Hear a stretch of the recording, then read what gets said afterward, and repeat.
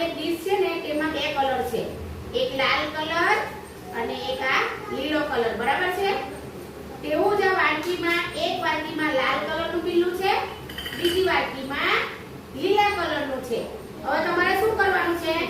જે વાડકીમાં લીલા કલરનું બિલ્લું છે ને તેમાં લીલો કલર આમાંથી શોધવાનો અને વાડકીમાં નાખવાનો. ઉપર દીકરા આ બાજુ જોઈ લો પહેલા.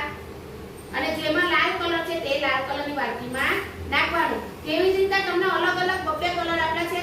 કોઈમાં ભૂરો ને ગુલાબી છે, કોઈમાં પીળો ને લીલો છે, કોઈમાં કેસરી ને ભૂરો છે, બરાબર? એટલે મતલબમાં તમારી પાસે જે કલર છે ને તે છૂટા પાડવાના છે.